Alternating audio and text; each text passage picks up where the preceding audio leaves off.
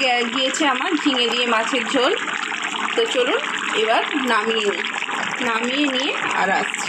নমস্কার, আমি আবারও চলে এসেছি একটা রেসিপির সঙ্গে। আজ করব ঝিঙে দিয়ে মাছের ঝোল। ঝিঙে আলু রুই মাছের ঝোল করার জন্য এখানে মাছটাকে আমি ভালো করে ধুয়ে নিয়েছি, ধুয়ে নুন হলুদ মাখিয়ে নিয়েছি। এখানে আছে ঝিঙে, আলু আর গাজর। গাজরটা অপশনাল, তাও আমি দিয়ে দিয়েছি। আর এখানে আছে বড়ি। তো চলুন মাছটা ভেজে নিই। মাছটা ভেজে নেওয়ার জন্য এখানে কড়াই আমি তেল বসিয়ে দিয়েছি। তেলটা গরম হয়ে গিয়েছে। তো চলুন মাছগুলো ছেড়ে দিই একে একে।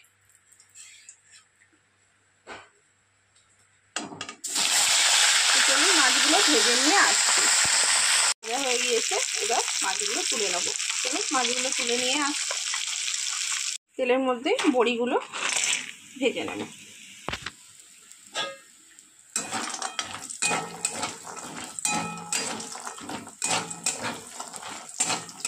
চলুন বড়িগুলো ভেজে নিয়ে আসছি।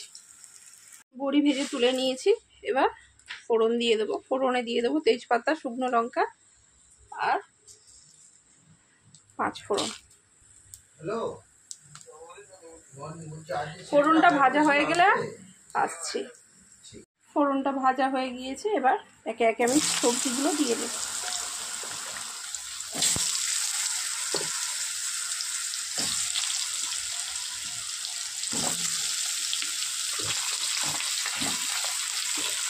চলুন সবজিগুলো দিয়ে নিয়ে আসছি।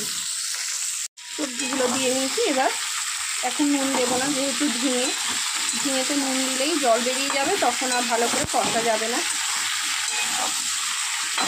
এবার খুব ভালো করে সবজিগুলো ভেজে নেব। তো চলুন খুব ভালো করে সবজিগুলো ভেজে নিয়ে আসছি। এখানে একটা আমি মশলা নিয়ে নিয়েছি। এখানে লঙ্কা গুঁড়ো, হলুদ গুঁড়ো, জিরে গুঁড়ো, ধনে গুঁড়ো, এটার পেস্ট বানিয়ে নেবো জল দিয়ে।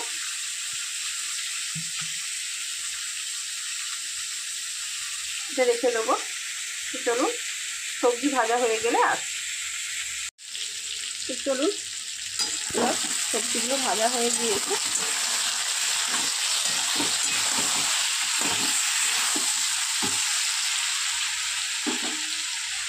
এবার জলে গুলে রাখা মশলাটা দিয়ে দেবো।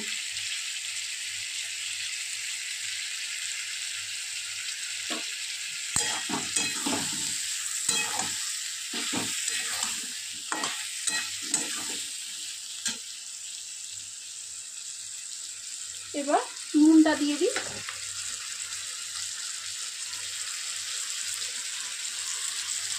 স্বাদ মতো নুন দিয়ে দিয়েছি। এবার খুব ভালো করে কষিয়ে নেবো। তো চলুন কষিয়ে নিয়ে আসছি। খুব ভালো করে কষিয়ে নিয়েছি, তেলও ছেড়ে গিয়েছে। এবার দিয়ে দেবো পরিমাণ মতো জল। পরিমাণ মতো জলটা দিয়ে দিয়েছি। এবার ভেজে রাখা বড়িটা দিয়ে দেব। বড়িটা যেরকম সিদ্ধ হবে সেই হিসাবে দিতে হবে।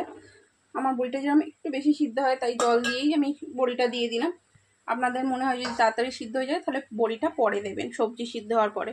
তো চলুন এখন ঢাকনা দিয়ে দিই। একেবারে সবজি সিদ্ধ হয়ে গেলে আসছি। দেখি 20 মিনিট হয়ে গিয়েছে।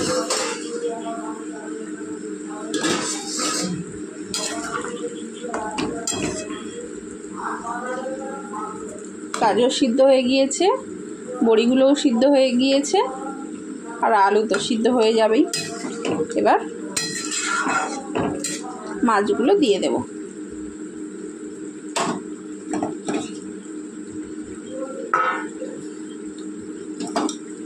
ভেজে রাখা মাছগুলো দিয়ে দেব।